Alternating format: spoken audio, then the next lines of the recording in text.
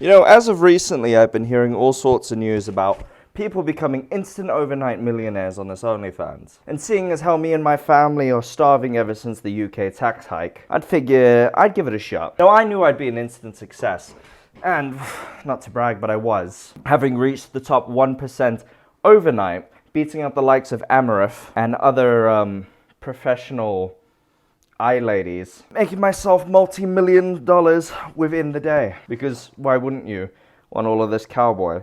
I mean, I knew this was going to happen. I'm naturally drop dead sexy. And unfortunately, some people have to fake their OnlyFans interactions, such as their Q&As, in order to drive up attention on their page. Is it sad? Yes. Am I still going to take the piss out of her? Bro, that's not even a question. I've already been doing it. However, upon reviewing my taking piss material, I realized she's not an OnlyFans model. Bit bold of me to assume. I'm sorry, but it's impossible to tell these days. Everyone has one. She's actually an Instagram influencer. However, I am sticking to the cowboy bit, so you're stuck looking at this juicy ass. Let's just get to the article before I mess things up even more. Australian influencer caught sending herself questions for Instagram Q&A with fans. An Australian social media influencer was left embarrassed after fans caught her posting questions to herself in an Instagram blunder. She is from, oh goodness, she is from Byron Bay. The key thing is with Australian accents, you just got to do a British accent but sound a little bit more stupid. To do a Cockney, add a little bit more oomph on it, and then you get Byron Bay from New South Wales. So she's like, Ruby Tuesday Matthews. That was bad. Promoted criticism after she was caught asking herself questions in a fake Q&A session. I'm not trying to be horrible or anything, but man, they're just starting to blend together, these models. I know you're not meant to stand out from the crowd, or are you? I don't fully understand how this system works. But if I have to see one more blonde woman with a fake tan, I'm gonna shoot myself. Instagram allows followers to submit questions to users that they then can share publicly and anonymously. With Matthew saying she wanted to catch up by answering some questions from her fans. It's been a while. Let's catch up. I'm just not getting it. Byron Bay. Ruby Tuesday Matthews. After a series of posts, she decided to stop posting anymore questions to her followers with a screenshot of submissions captioned read, "So many questions. Sorry, I couldn't get to them all. I'm off to watch Pam and Tommy." However, she failed to realize that her screenshot included some questions that she had submitted herself. That's racist and you can't say that. Didn't go unnoticed. With eagle-eyed, you can't say that word either. Australia, you need to be a bit more progressive. I don't fuck with you lot. Quickly picking it up before Matthews deleted the story minutes later. How did they pick up on it though? Matthew claims she rewrote followers' questions due to spelling errors. Preferred brand of electronics that you have purchased for the new pad? How do you decide? She asked herself in one question. Matthew replied with the question by saying, "Funny you asked this." That's incredible. Like, I talk to imaginary people. This is an interaction with myself to get my thoughts out there. But whipping out my phone and having to split my personalities in two. Ruby, you're so pretty. Thanks, Ruby. I appreciate that. What kind of electronics do you use, Ruby? The voices are getting too much for me, Ruby. I don't know, Ruby. Screams are getting louder, Ruby. What do you mean? Every minute you sit in silence, another child dies because of your failure to act. What? It's all your fault, Ruby. That fire was your fault. I want you to remember, Ruby. Nobody will ever love you. Aye.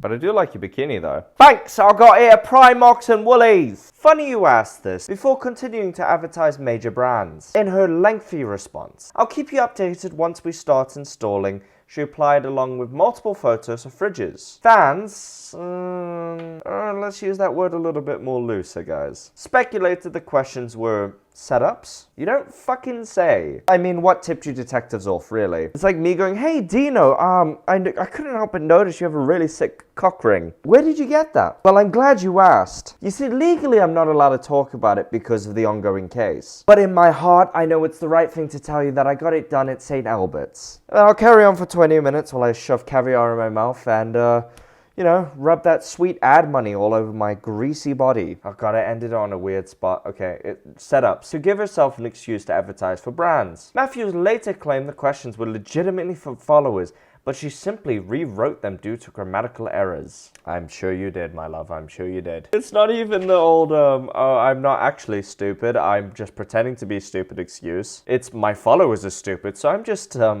correcting their grammar. I'm so glad you're around to teach your fans how to spell, which I'm presuming they probably are 4 years old, so it is helpful. I often summarize incorrect questions asked, the influencer wrote in an Instagram story. And there you can see, FYI, the brands I tagged in my Q&A were items I already purchased for full price. Fucking hell, for $3,000?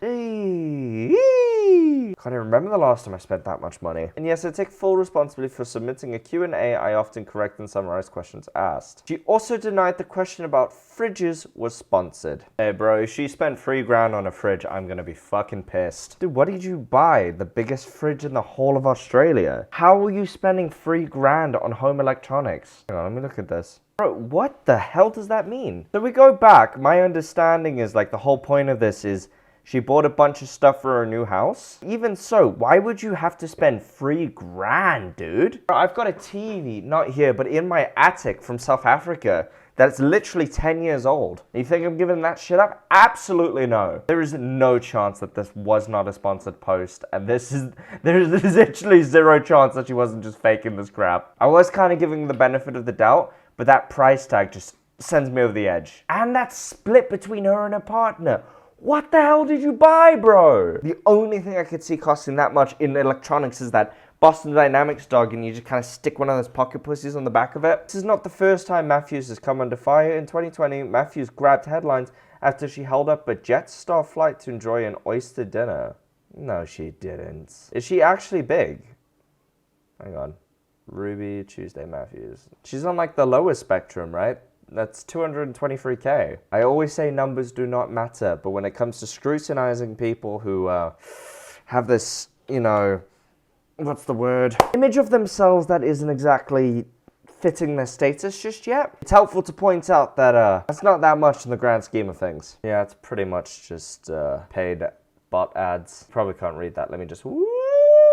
Couples that make beds together stay together. See stories and see how much Dozy loves making the bed. Okay, I'm not reading an ad for you. Let's go back into my little corner. This is so boring. This is the lamest Instagram page I've ever seen. X12 was like, oh yes, it's a flex. I can guarantee this woman probably told this restaurant, if you cop my meal, I can shout you out on my Instagram story, and thus I can give you quite a bit of exposure with my 223K followers. Stupid head-ass, bitch-ass, dumbass, dous. I think that's about it, really. There's not much more to cover. And plus, it's 1 o'clock in the morning, so piss off. But before I go, I think it's important that we talk about the lessons that we learned from our lovely Australian friend. Just be a human being, guys. Not everything is about a brand deal, and not everything is about exposure. We're people. I am a Gen Z boomer in some ways, man. I literally remember the days before Vine. Shocking. And I remember when the internet was fun and it wasn't just about making money and having as much exposure and kind of fake fame as possible. If you're interested in joining this sphere, please do, because I want to see more people create stuff. It's great. But if you find yourself getting corrupted like this woman, try not to let the voices in your head take the better of you when you, you know, fake a post for money. Oh yeah, and the other lesson being I cannot go inside a cock piercing parlor. And this is my plea to please let me back in. I miss the smells more than anything, please.